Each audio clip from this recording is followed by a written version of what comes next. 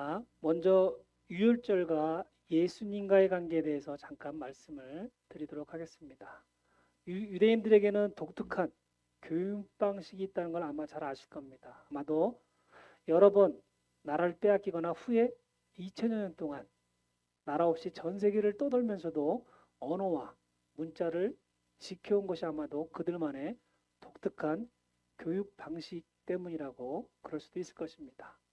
유대인들은 자신들의 신앙과 문화를 지키기 위해 후손들에게 전달하기 위해서 1년을 주기로 계속 이어지는 명절을 사용합니다. 여러 절기들 중 3대 명절이라고 일컬어지는 유월절, 오순절, 그리고 초막절 등이 있습니다. 이 중에서 제일 중요한 것이 오늘 성경에 나오는 유월절입니다. 유월절은 유대력에서 1년 중 가장 먼저 지켜야 하는 명절입니다. 출애굽기 12장의 기록에 따르면 하나님께서는 이집트에서 노예 생활하던 이스라엘 백성들을 해방시키기로 계획하신 달을 그해 첫 달로 정하시고 유월절 날짜를 정월 14일로 공포하셨습니다. 새해 첫째 달을 유대인들은 그들의 언어로 아비볼 또는 니산월이라고 합니다. 기간은 저녁으로만 한정되어 있습니다. 여기서 아비벌, 니산월이란 태양력에 기반한 날짜로 계산하는 방법입니다. 우리가 농사를 지을 때 사용하는 음력달과 같은 것입니다. 아빕은 히브리어로 어린 이삭, 새로운 첫 달이라는 의미를 가지고 있습니다. 후에 이스라엘이 바벨론 포로기를 거치면서 아비벌을 바벨론식으로 니산월이라고 부르게 됩니다. 모세오경에는 아비벌로 기록되어 있지만 바벨론 포로기 이후에 쓰여진 느헤미야와 에스더에는 니산월로 기록되어 있기 때문에 혼동을 주기도 합니다. 니산은 고대 바벨론 언어로 움직이다, 출발하다는 의미를 가지고 있습니다. 오늘날의 유대인들은 유월절이 포함된 새해 첫해 유대력의 정월달을 니산월이라고 부르고 있습니다. 자, 이제부터 혼동을 피하기 위해 저도 니산월이라고 말씀드리도록 하겠습니다. 유월절을 대표적으로 기념하는 이유는 험난하고 위태로운 역사가 많은 유대인들의 역사 중에 그 어느 것과도 비교할 수 없는 하나님의 직접적인 개입을 경험한 출애굽 사건과 연결되어 있기 때문입니다. 유월절은 넘어가다란 뜻인데 하나님이 출애굽 전날 밤 니산월 14일에 하나님께서 행하신 10번째 장자 재앙으로 이스라엘 민족의 해방을 반대하는 바로의 장자로부터 애굽에 거하는 모든 민족들을 포함하여 옥에 갇힌 사람의 장자까지 더해서 모든 짐승들의 처음 난 것을 치심으로 사망치 아니한 집이 하나도 없었고 이집트에게는 커다란 슬픔이 있게 된 날입니다. 그러나 이스라엘 백성은 1년 된 수컷 어린 양의 피를 우슬초 한 묶음을 취하여 쥐 문설주와 기둥과 기둥 사이에 발랐으므로 천사가 그 피를 보고 넘어간 것을 기념하는 절기입니다. 늦은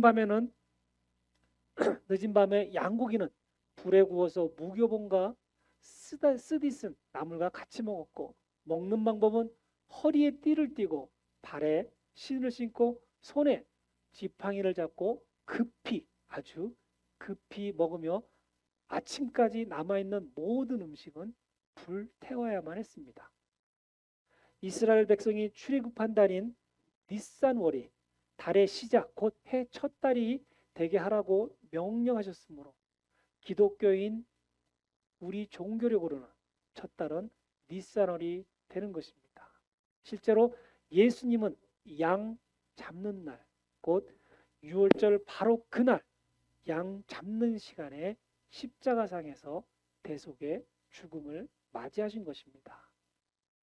구약시대 유월절은 니산월 14일 하루만 지키었으며 바로 다음날 15일부터 일주일간 21일까지 연이어 무교절이 7일 동안 지켜졌습니다.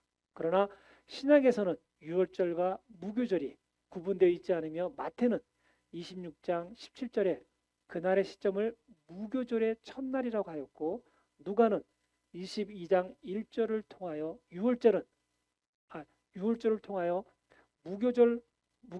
죄송합니다. 누가는 22장 1절을 통하여 유월절이라는 무교절, 마가는 14장 12절을 통하여 무교절의 첫날, 곧 유월절 양 잡는 날이라 각자의 생각을 기록해 놓았습니다.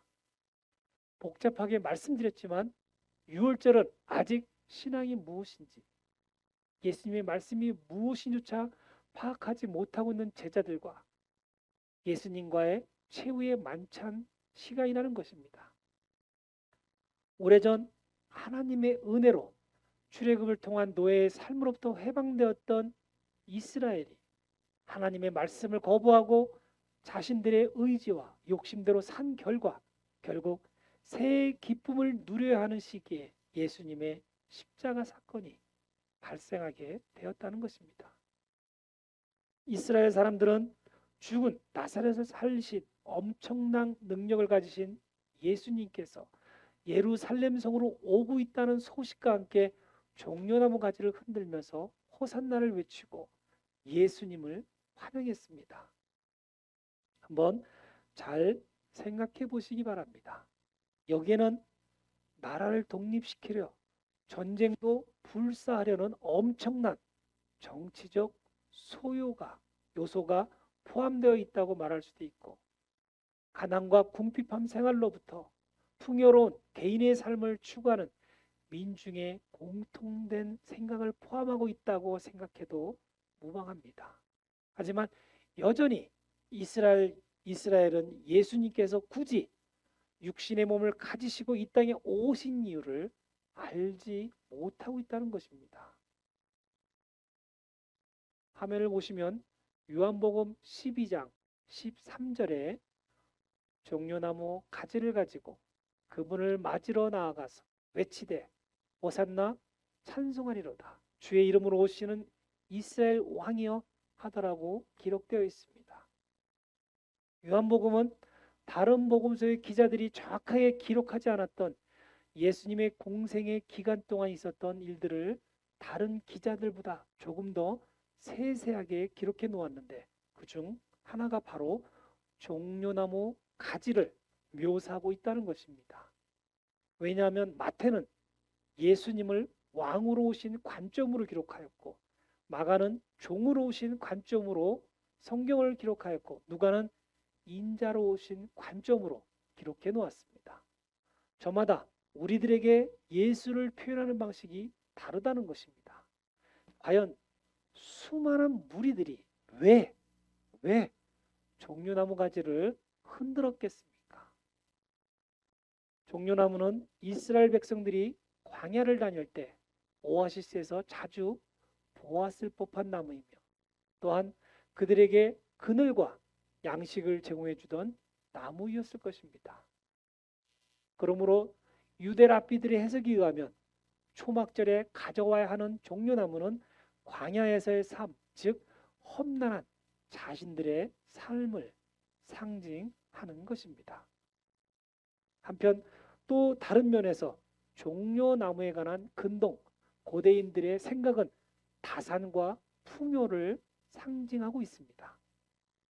왜냐하면 종려나무는 열매들이 말 그대로 무수무수하게 열리기 때문입니다.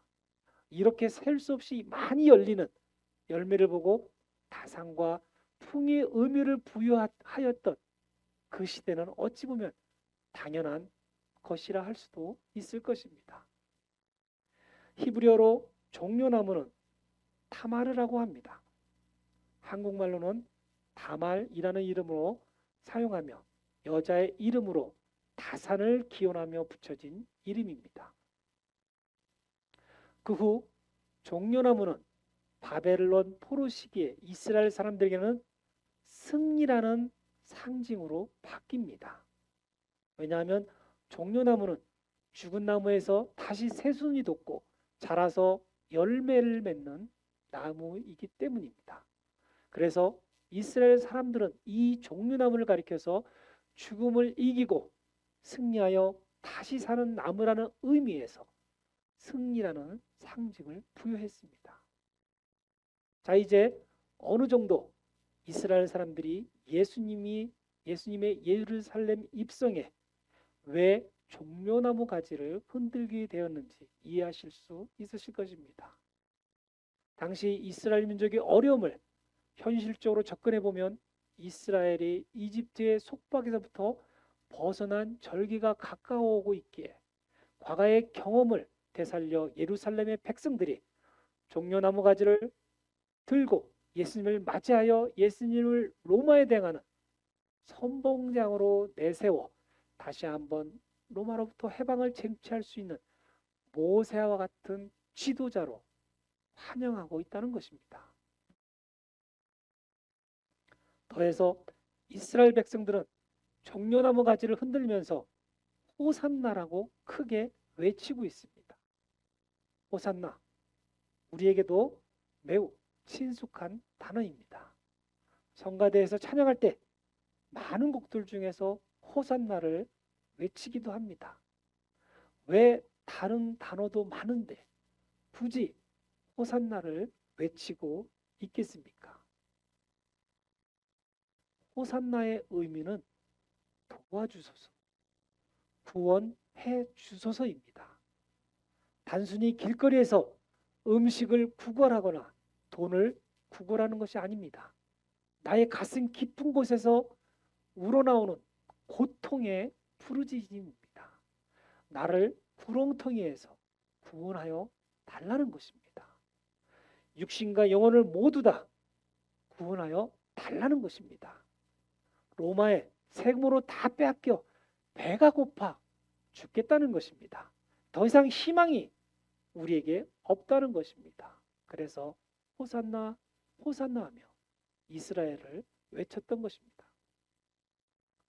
로마의 정복으로 인해서 중국 같은 이스라엘을 다시 살려주소서. 하지만 예수님은 단순하게 이스라엘이라는 나라를 회복시키기 위해서 오신 분이 아닙니다. 세상의 모든 인생으로 하여금 죄와 사망의 속박에서부터 승리하고 새롭게 살 수 있는 생명을 얻도록 하기 위해서 오신 평화의 왕이라는 것을 이스라엘들은 몰랐습니다. 단지 예수를 정치적 개인의 현실 탈피를 위한 선지자로만 생각하고 있었습니다. 그러기에 자신들의 이익에 부합하지 않은 예수를 불과 며칠 후에 십자가에 매다는 것입니다. 우리는 예수를 믿으려면 제대로 믿어야 합니다.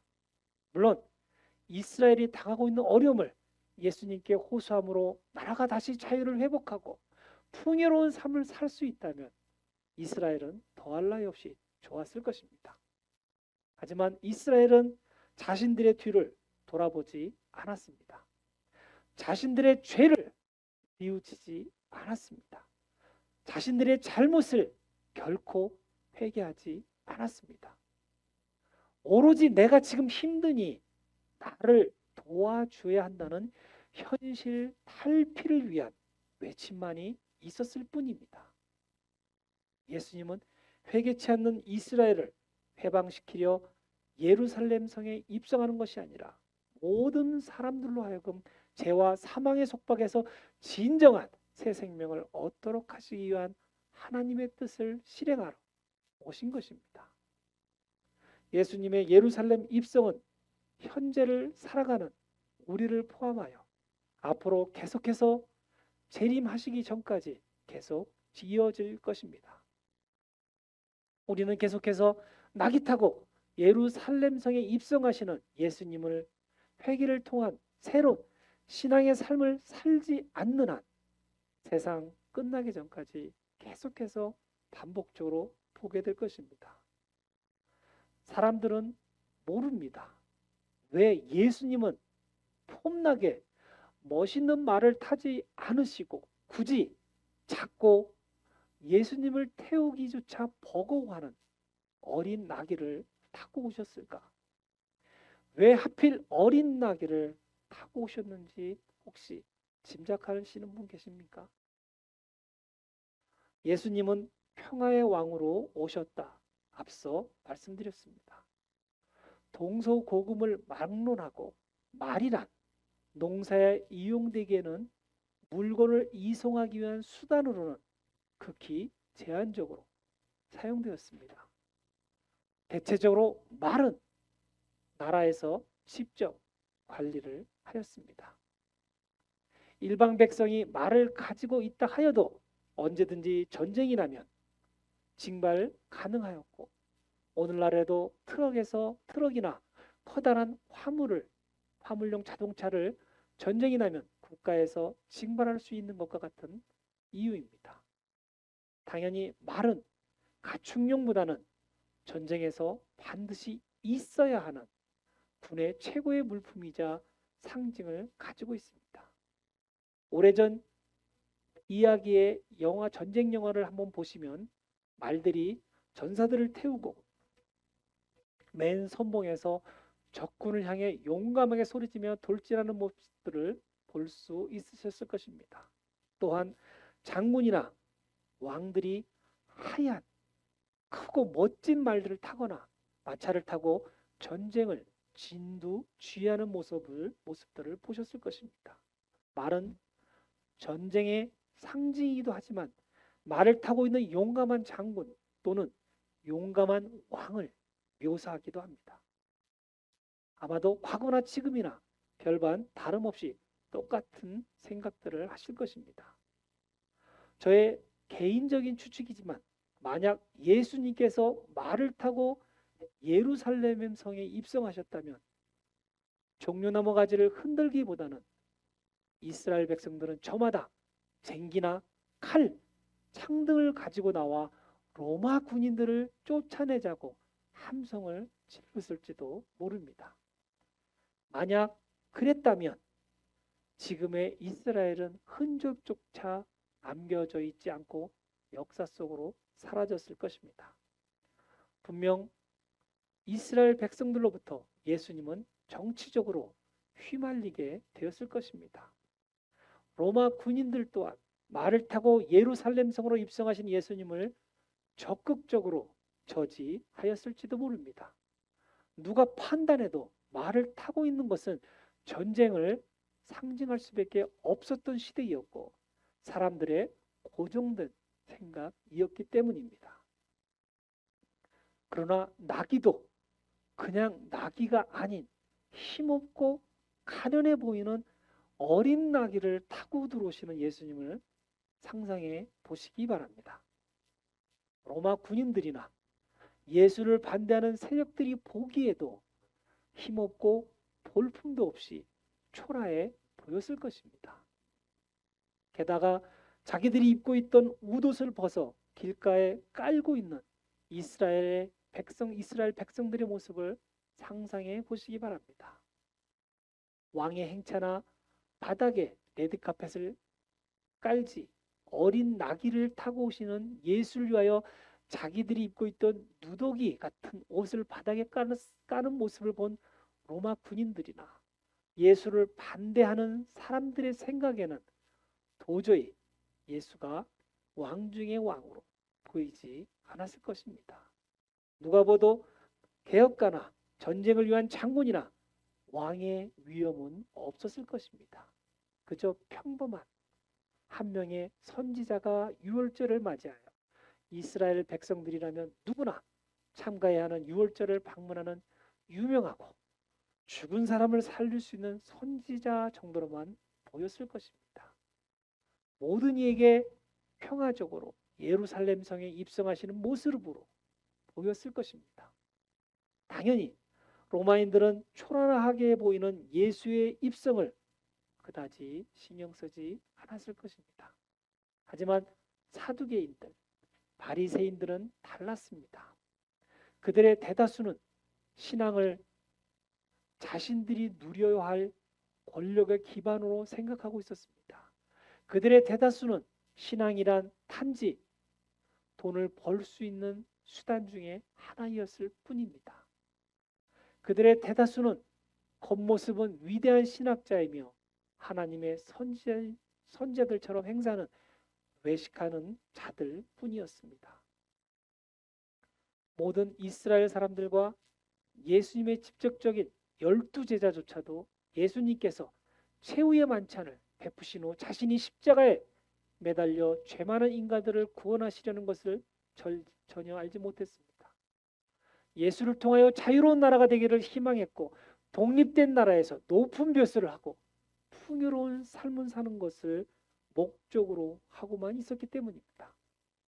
성도님들, 과연 그때 예수님께서 이스라엘 사람들의 희망처럼 로마 군인들을 몰아내고 나라를 독립시켜 주었다면 과연 지금 우리가 그러한 예수 그리스도를 믿고 여기에 앉아서 소중한 시간을 낭비하며 예배를 드리고 있겠습니까?